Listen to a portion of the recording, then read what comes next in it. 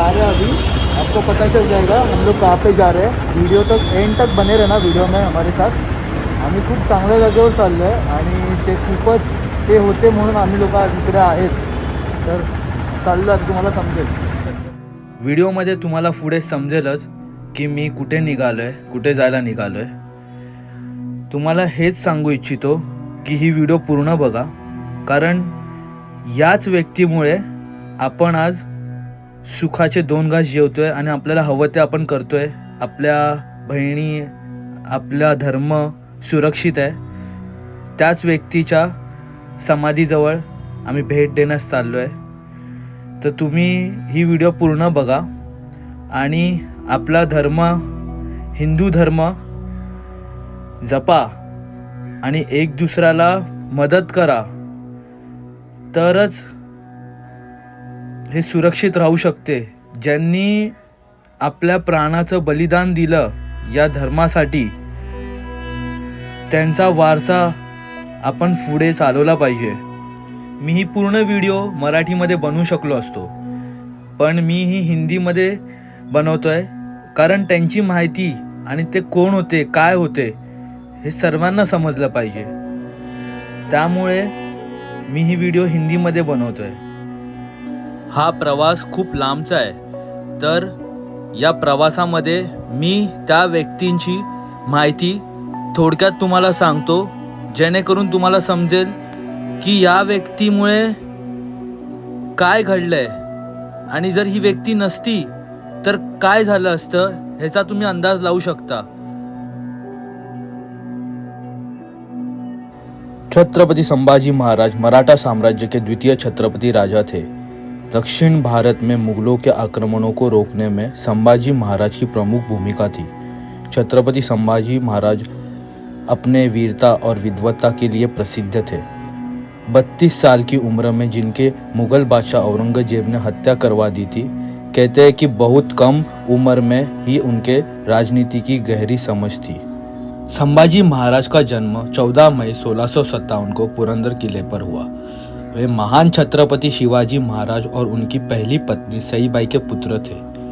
जब वे 2.5 साल के थे तब उनकी मां का निधन हो गया। मां की मृत्यु के बाद शंभू राजे का पालन पोषण उनकी दादी जीजाबाई ने की।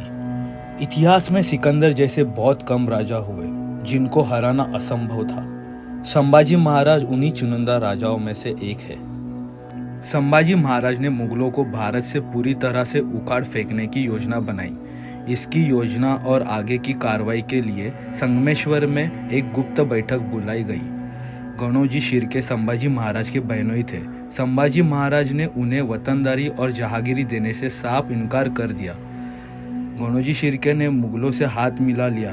गणोजी ने संभाजी के साथ विश्वासघात करते हुए मुगल सरदार मुकर्रब खान को सूचित किया कि संभाजी महाराज संगमेश्वर में है। संभाजी राजे ने अपने अभियानों में जिन गुप्त मार्गों का उपयोग किया वे केवल मराठों को ही ज्ञात थे। गणोजी ने मुकर्रब खान को संगमेश्वर के गुप्त मार्ग के बारे में बताया। संभाजी महाराज ने कुछ सरदारों और विश्वस्त मंत्रियों को संगमेश्वर बुलाया था। एक गुप्त बैठक के बाद गांव वालों के आग्रह पर वे उनकी बात का सम्मान करते हुए कुछ समय तक प्रतीक्षा करने को तैयार हो गए। उन्होंने सेना को अपने साथ रायगढ़ भेजा और अपने साथ केवल 200 सैनिक, अपने मित्र और सलाहकार कवि कलश और 25 विश्वसनीय सलाहकार रखे। जैसे ही संभाजी महाराज गांव से बाहर निकल रहे थे, 10,000 मुगल सैनिकों ने उन्हें और उनके साथियों को घेर लिया। सभी साथियों और प्रमुखों ने बहादुरी से लड़ाई लड़ी। झड़प गांव में एक भयानक रक्तपात हुआ, जहां संभाजी राजा की सेना ने अपने पूरी ताकत से मुगलों की विशाल सेना का सामना किया।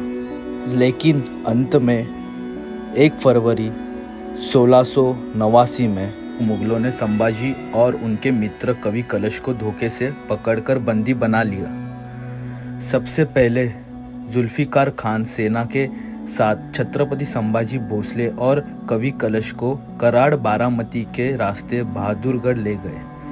फिर अंतिम दिनों में उन्हें भीमा, भामा और इंद्रायणी के त्रिवेणी संगम पर स्थित गांव तुलापुर ले जाया गया, जहां पे हम लोग जाने वाले हैं और जा रहे हैं। वहां औरंगजेब ने उन दोनों के साथ बहुत अमानवीय व्यवहार किया। औरंगजेब ने संभाजी राजे और कवि कलश को जोकरों के कपड़े पहनकर ऊंटों पर बांधकर उनका अपमान किया। कुछ लोगों ने पत्थर, कीचड़, गोबर और आदि फेंके।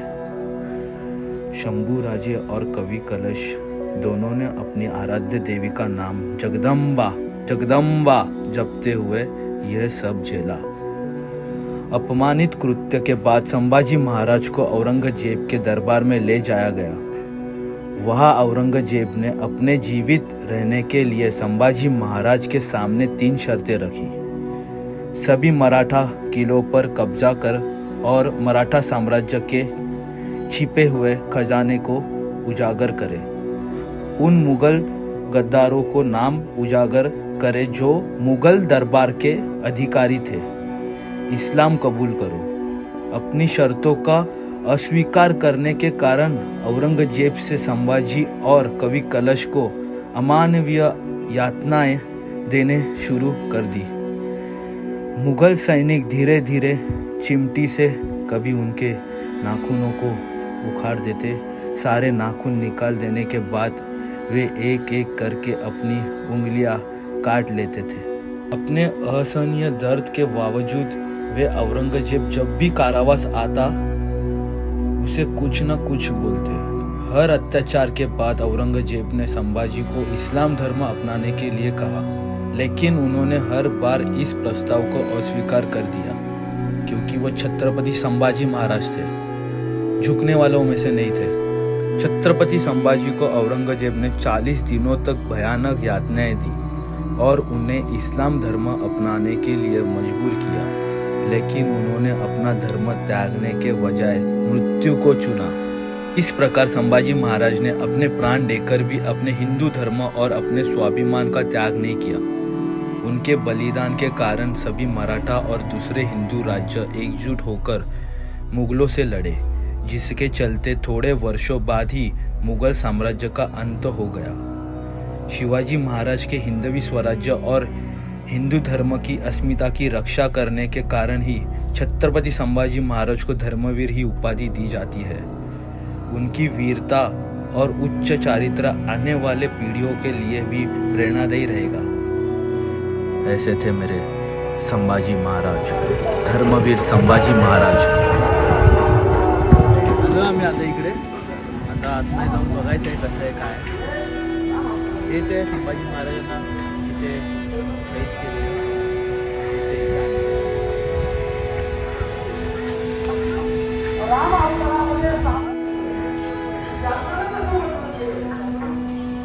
मस्त जागा आहे।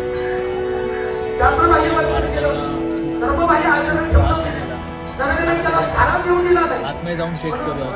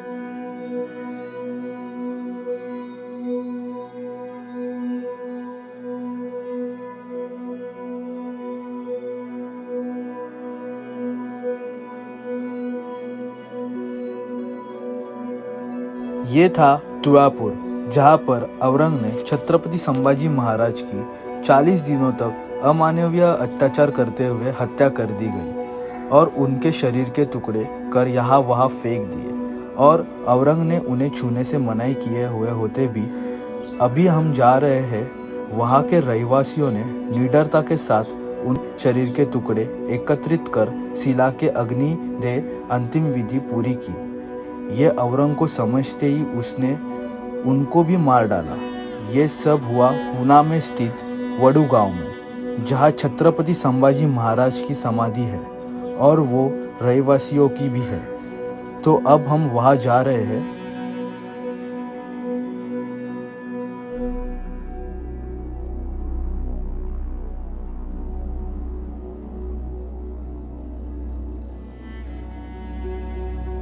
ये वो समाधि है।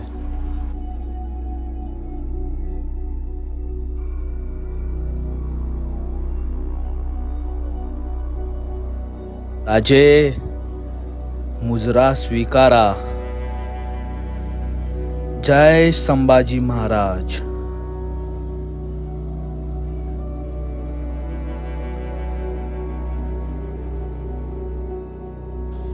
यहाँ अंदर जो भी तस्वीरें लगाई हुई है उनके नीचे जानकारी दी गई हुई है, तो आप वीडियो को रोककर वो जानकारी पढ़ लेना।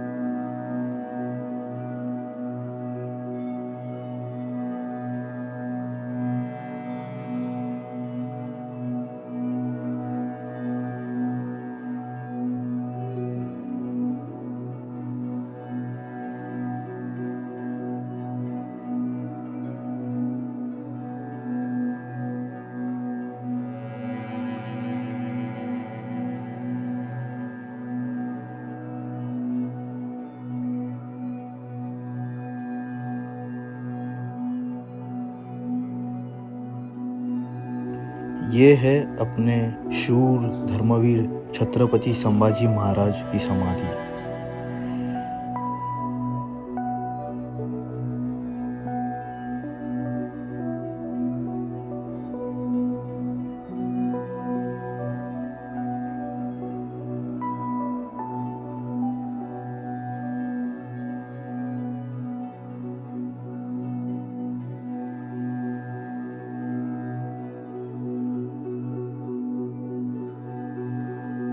और ये है उनके परम मित्र कवि कलश की समाधि, जिन्होंने मित्र को संकट में छोड़कर भागना ना पसंद करते हुए मृत्यु को स्वीकार लिया। मित्र हो तो ऐसा, कवि कलश जैसा।